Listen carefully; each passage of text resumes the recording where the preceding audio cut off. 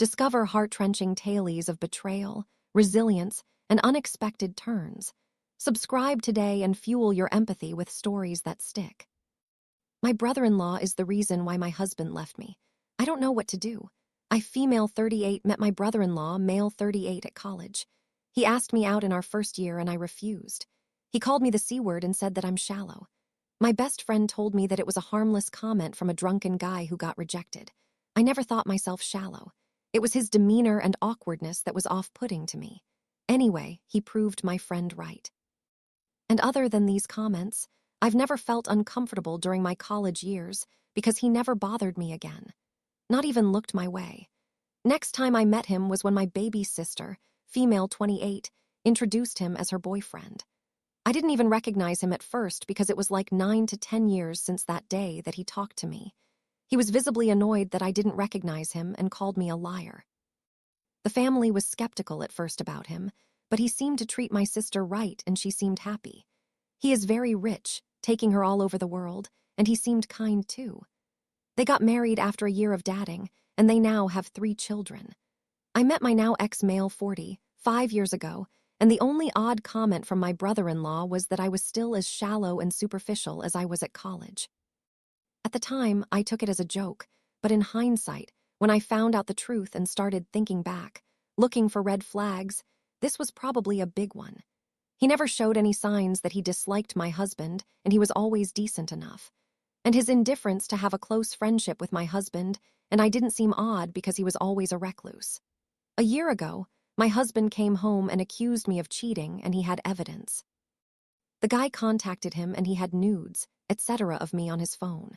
The guy told my husband that he didn't know at first that I was married, but as soon as he found out, he contacted my now ex. He even apologized to my husband. I have never met this guy in my life, but nothing I said or did made my husband believe me. He left me and our divorce is pending. Then yesterday, that guy contacted me. He apologized for what he did and told me that he's friends with my brother-in-law. He sent me conversations, endless conversations that my brother-in-law had about me for years. He has never forgotten that I, in his words, didn't even give him a chance and only judged him by his looks. He called me the C word in that chat. Both group chats with his friends, but mostly with this guy. They planned this attack, and my brother-in-law somehow got access to my photos. The reason this guy contacted me now is that he felt guilty because even when my marriage is over, my brother-in-law still was angry and hateful, especially when he heard that I was on a date last weekend. So, the friend felt that he didn't help his friend, but ruined innocent people's lives. I'm not sure what to do. My brother-in-law has actually been happier and more sociable than usual since my divorce, and now I know why. Although, first I thought that he felt sorry and wanted to support me. His jokes about me ending up an old maid with cats as companions doesn't sound like jokes anymore. He meant them. I don't want to ruin my sister's life. She's very happy with her husband. I'm not even sure if I can with her husband. I'm not sure if I should tell my ex or not. I'm very heartbroken that he didn't believe me. I love him very much. He is the love of my life, but I'm not sure if I can forgive him for not believing me. But he's a victim in this too. So maybe he needs to know for closure. I am so terribly sad and hurt. I'm sorry this post got very long in the comments. Why wouldn't you tell your sister that her husband is batshit crazy? Op says, I'm scared to be honest. He probably only married her to get close to you. She needs to know. It wouldn't shock me if this guy found your sister and is dadding her just to remain close to you. It feels too coincidental that he somehow popped back up in your life and then got mad that you didn't remember him. Op replies, I feel so too. It makes it even worse. Then do you think her happiness is real or based on a lie? Because the chances are that it's all a lie to get closer to you. Contact your ex and explain what you've been told. Then contact your sister and be honest with her. Those kids deserve better. In this situation, this guy feels so crazy that the obvious answer has to be the simplest and easiest one, which is that he is doing this as revenge on Op, because he is somehow obsessed with her out of all the people he could have been obsessed with. Because if it's not that, it's really hard to explain his behavior. I think the best thing for Op to do in this situation is to bring all that evidence out and expose him. He deserves it. I don't know why she's so hesitant to act when he has already dismantled her life, and he's loving it. Please, Op, out this man. And now on to the update. I'm sorry that I've been gone for too long and I'm overwhelmed by the support that you have given me here. Some of you still are asking about me. I don't know where to start. I've been in constant pain and stress about everything that happened, but my brother-in-law is now exposed to everyone about what he did to me. For those of you who think he is in love with me, he isn't. He very much hates my guts and has done since the day that I rejected him. Hate is also a driving force and not only love. So, for the stupid users that I would like to call losers who made fun of me about it, bragging about a man not being over me in 20 years, that's not it. If this is bragging, then you're actually very sick in the head. Unfortunately, I was sent these comments from a different sub about updates. I don't know what a bunch of losers. I was in constant fear that my brother-in-law would be hurting my sister because of me, and I'm not certain if he will. But that was the only reason that I've been apathetic. I wasn't sure what the right step was with people like him. He has hidden his hatred so well for so long. So what more is he capable of? I didn't want my sister and her children to be the collateral damage. That's why I've been careful. I'm sorry to disappoint you by not being this strong, bad bitch. I have other priorities. My sister and I finally talked. I love her and her children very much. She seemed just very hurt and questioning her entire marriage. And who can blame her? I tried the baby steps approach. I wanted her to know that I was there for her, and I was honest with her about my worries about her and her children with a man like him. It worked for a while, and I was being hopeful. But something changed, and it probably had to do with her husband giving her an ultimatum. Divorce or cut your family off. She chose her marriage. It broke my parents and I. But I don't think that we can do anything about it. It's her own choice. Even if we believe that it's coerced, but maybe there's this little chance that she knows him better than we do. There's the little hope that he is a better person towards his family. I am clinging on to that hope. She wrote us telling us to forget that she and her children existed and that she will take legal action if we ever tried to contact them. Brother-in-law deleted all his social media accounts, and his friends apparently all want nothing to do with him.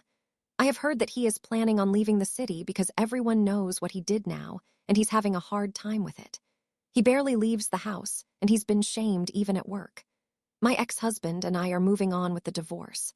I don't blame him for believing the rumors, but at the same time, I wish he knew me better like I thought he did. That I would never do such a thing and cheat on him. I'm so sorry that he moved back for me and probably was hoping that we could give it another chance, but I can't. He has apologized so many times and said so many times that he never truly believed the rumors, but I've started to think that our marriage wasn't strong enough to overcome a rumor. It's nobody's fault, but I thought that our love was stronger than it actually was. I think we both thought that. I've started dating a new guy a few weeks before all this started after over a year of me not being able to leave bed. He has seen all of this unfolding and has been very patient and supportive. I think I have a real shot at happiness now. At least he knows everything and is well prepared in case my brother-in-law isn't done with me yet. Thank you for reading all this, and thank you again for being there for me. And now on to update 2. Hi, I can't believe that you guys are still DMing me on an almost weekly basis to ask about my situation with my sister and ex-husband. I'm so sorry for not answering you, but I've not been here in almost 2 years now. Here is my update. I have moved away.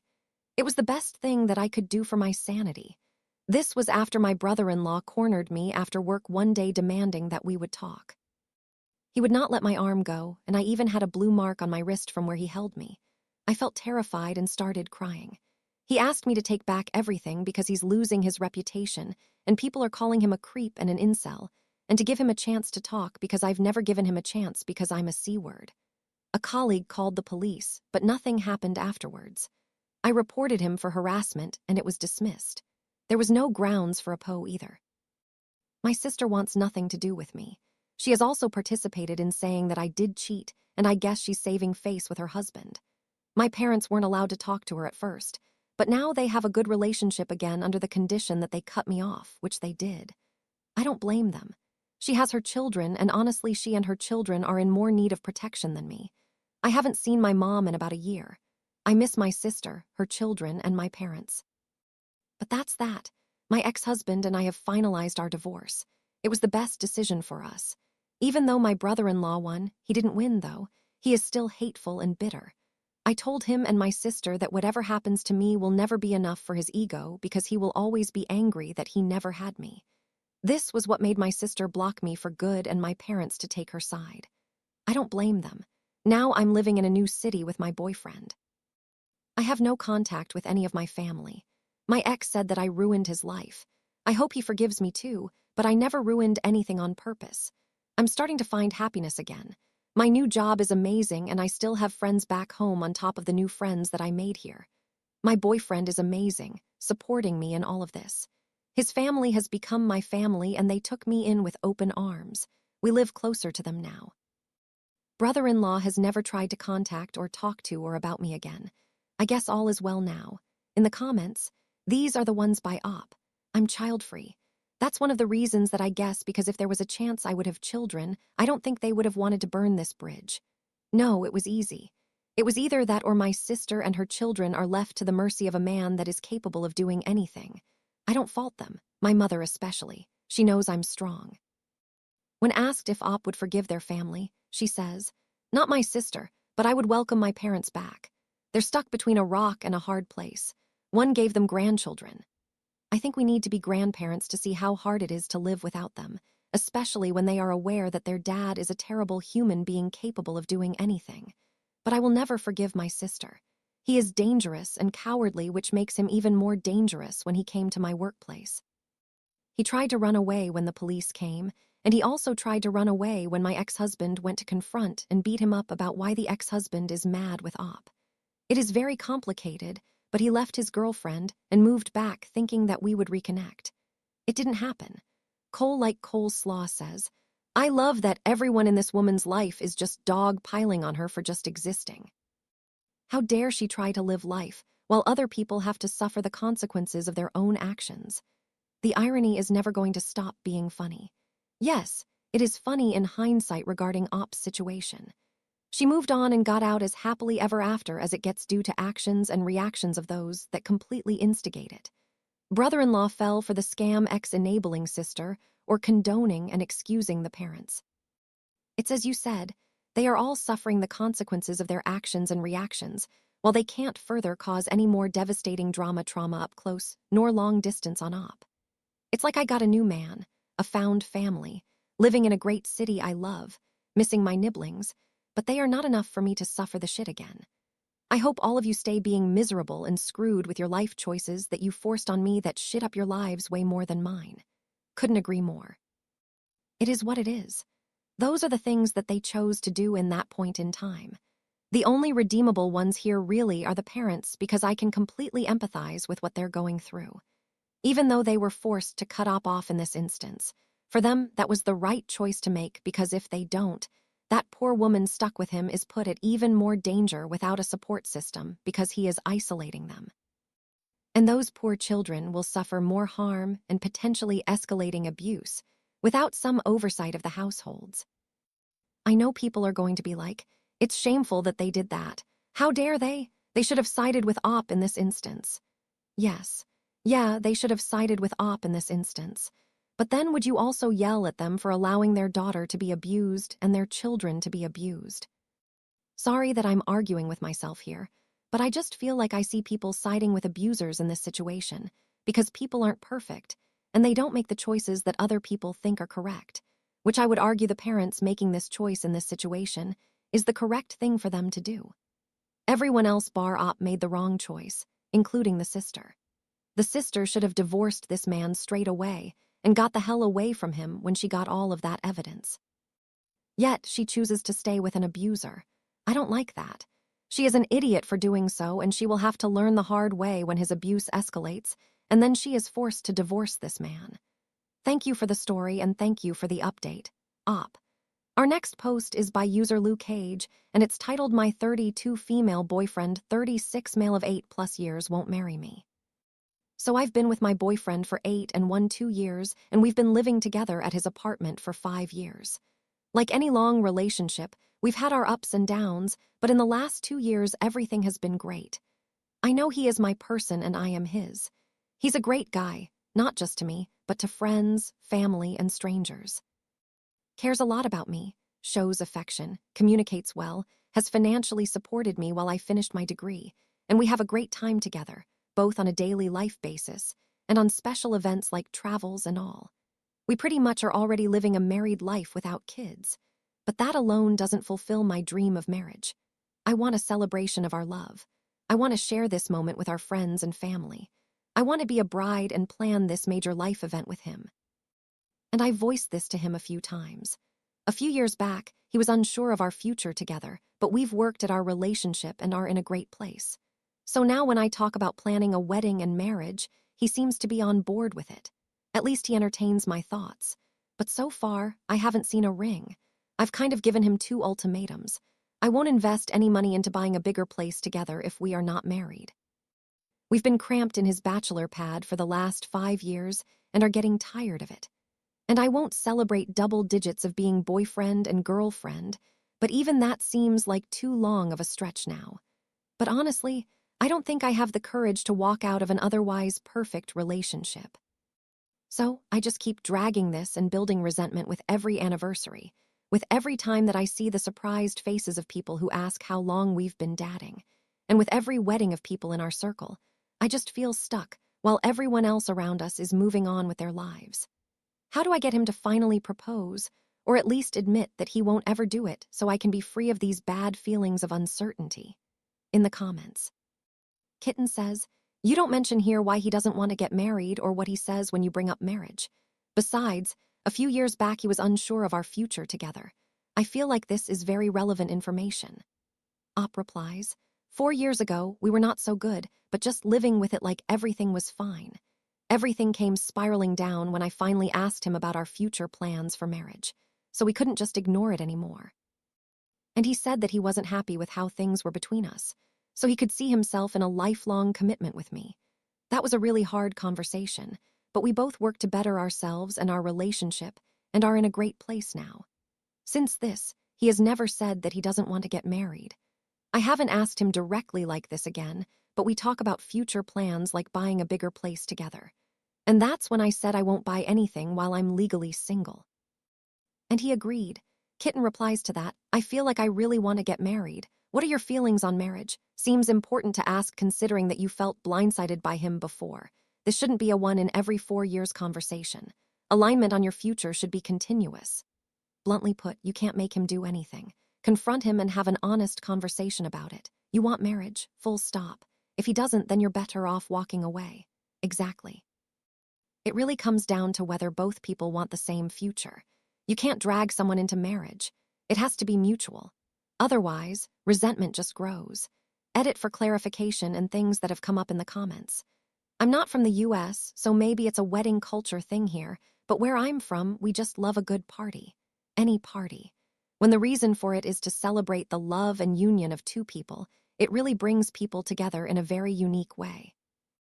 It always gets me emotional, even as just a guest. That's what I love about it and dream of having as a bride.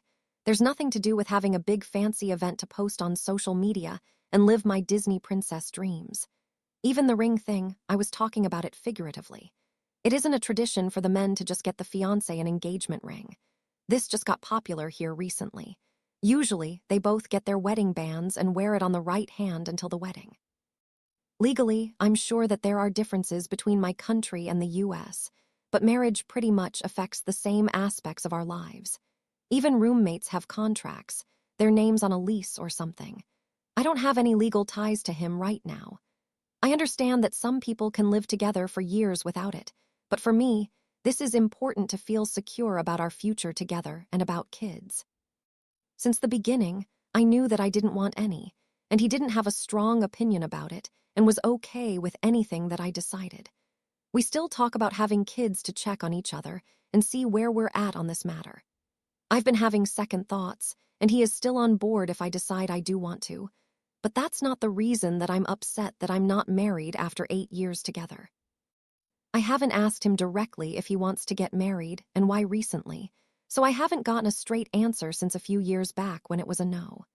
I've been just casually touching on the subject to try to get a glimpse of where he's at, and he seems positive, acknowledging that we are in a much better place now that we worked on those issues.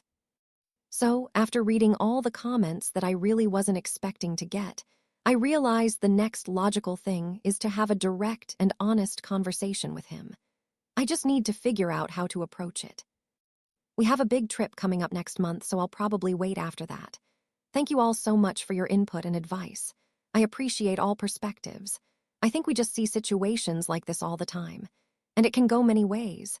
It really can. If he does have a change of heart, absolutely let 1,000 blossoms bloom.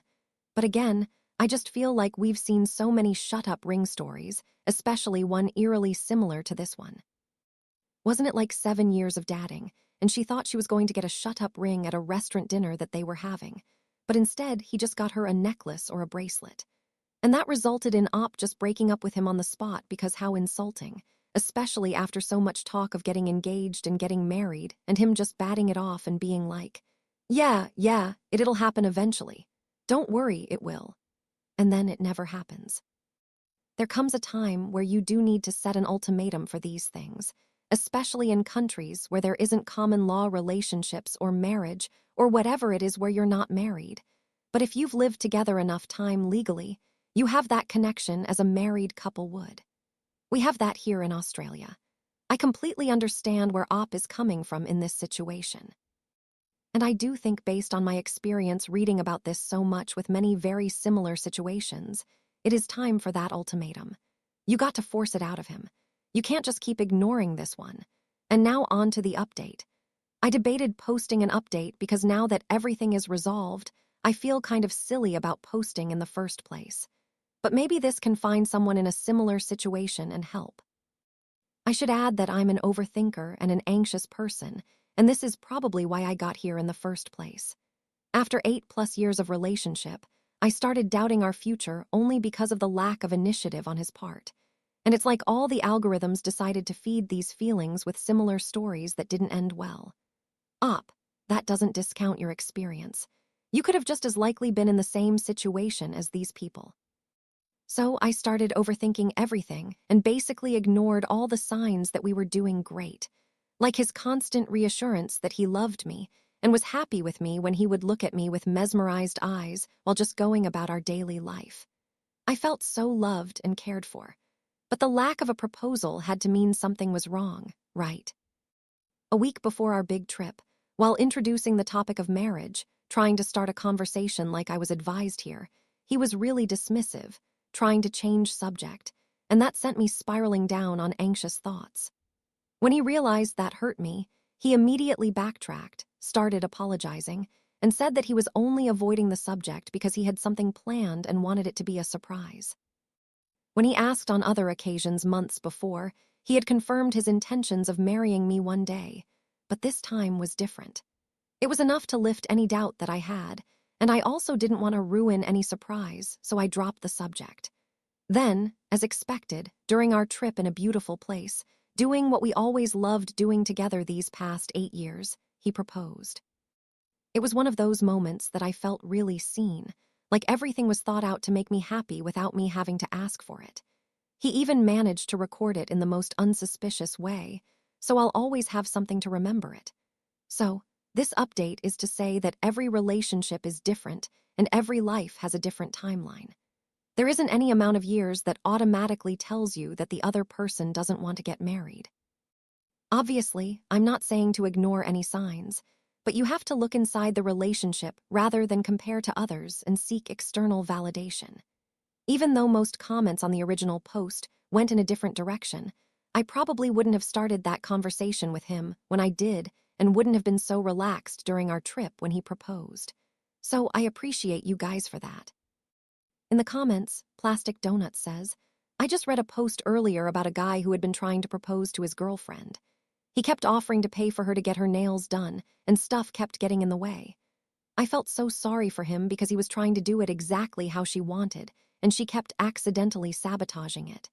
As soon as you said he was dismissive before the trip, I knew what he was planning. I'm glad that it all worked out for you. Congratulations. And I am too, Op. I'm glad that it did go the way you wanted, that communication was kept healthy, even though this did genuinely take you by surprise, and you were unsure before all of this. I still stick to the notion that dismissiveness before the trip could have gone any which way. Because in that same situation where Op was given a shut-up necklace, not even a shut-up ring, her partner was dismissive for quite a long time before that. But maybe her relationship wasn't the same in regards to yours, where you guys were so loving and reassuring and openly communicative to each other the whole time. Everyone's relationships are different. You know, everyone faces different challenges. I'm very glad it worked out well for you in this one, and I hope you enjoy the rest of your days with someone that is going to put you first. Thank you for the story, and thank you for the update, Op. And that's where I'm going to end today's episode, guys.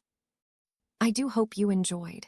If you did, let me know what you thought of it in the comments down below, and I'll see you in the next one.